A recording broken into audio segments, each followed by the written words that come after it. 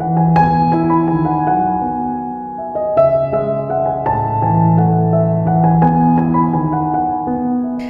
আলাইকুম প্রিয় দর্শক, বাচ্চাদের খাবার রেসিপির আজকের পর্বে বাচ্চাদের জন্য একটি simple egg soupy noodles recipe share করব। এই নুডলস রেসিপিটি সিম্পল হতে পারে, এটা রান্না করতে সময় কম লাগে, উপকরণও কম লাগে, কিন্তু খেতে কিন্তু অসম্ভব মজাদার হয়। সেই সাথে পুষ্টিগুণও কিন্তু ভরপুর মাত্রায় রয়েছে। এগ সুপি নুডলস শিশুদের জন্য শক্তির ভালো একটি উৎস। এটি বাচ্চাদের মুখে রুচি বাড়িয়ে দ্রুত ওজন বাড়াতে সাহায্য করবে। এতে রয়েছে প্রোটিন, আয়রন, ভিটামিন, মিনারেলস ও বি কমপ্লেক্স। এটি বাচ্চাদের হজমে সাহায্য করে, শিশুদের দৈহিক বৃদ্ধি ও ব্রেনের কার্যকারিতা বৃদ্ধিতে সাহায্য করে।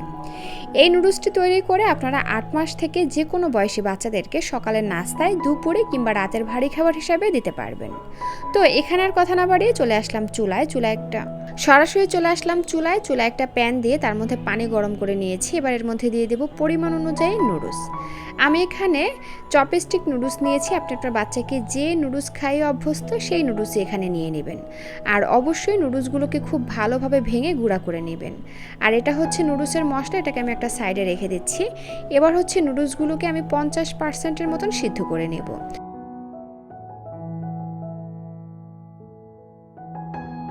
তো যাই হোক, চুলার আঁচ মিডিয়াম আঁচে রেখে নুডলসগুলোকে আমি 50% মতন সিদ্ধ করে নিচ্ছি। এবার হচ্ছে পানি থেকে নুডলসগুলোকে তুলে নিচ্ছি। তারপরে ঠান্ডা পানি দিয়ে নুডলসগুলোকে খুবই ভালো করে ধুয়ে নিচ্ছি।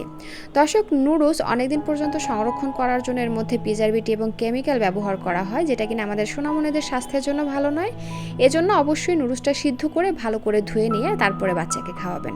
তো যাই হোক, নুডলসটাকে সিদ্ধ করে ভালো করে ধুয়ে পানি ঝরিয়ে এটাকে সাইডে রেখে দিলাম। এবার আবারও চুলায় প্যান দিয়ে তার মধ্যে দিয়ে দিচ্ছি পরিমাণ অনুযায়ী ঘি। অনেকে জিজ্ঞাসা করেন যে আপু বাচ্চাকে কোন ঘি খাওয়ান, তো আমি হচ্ছে এই যে মিল্ক ভিটা ঘি বাচ্চাকে খাওয়াই। তো আপনাদের সুবিধার্থে একটু দেখিয়ে দিচ্ছি। তো যাই হোক, ঘি কিন্তু বাচ্চাদের শরীরের জন্য অনেক ভালো, এই জন্য বাচ্চাদেরকে অবশ্যই ঘি খাওয়ানোর চেষ্টা করবেন।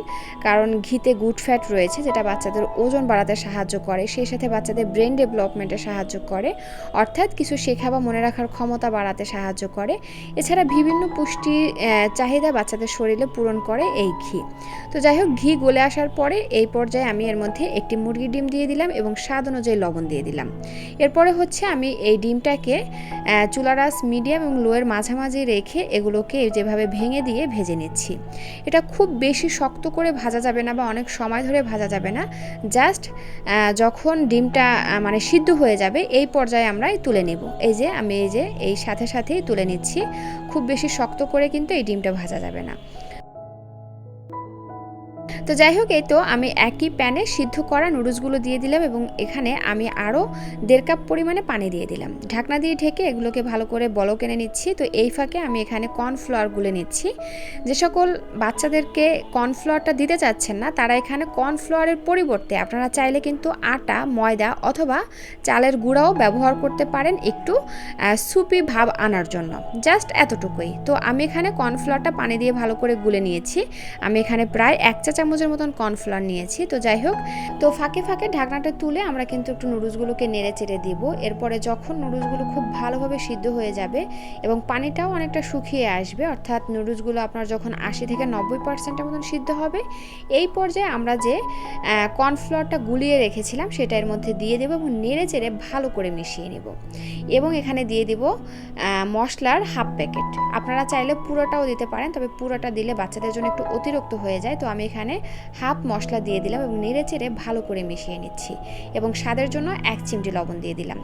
আর আরেকটি কথা, এখানে আপনারা 1 বছরের নিচের বাচ্চাদের ক্ষেত্রে ঘরে তৈরি নুডলসের মশলাটা ব্যবহার করবেন।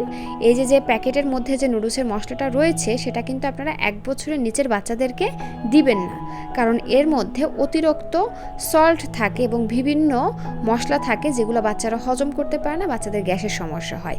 1 বছরের উপরের বাচ্চাদের ক্ষেত্রে আপনারা এই নুডলসের মধ্যে যে মশলাটা রয়েছে সেটা আপনারা দিতে পারবেন।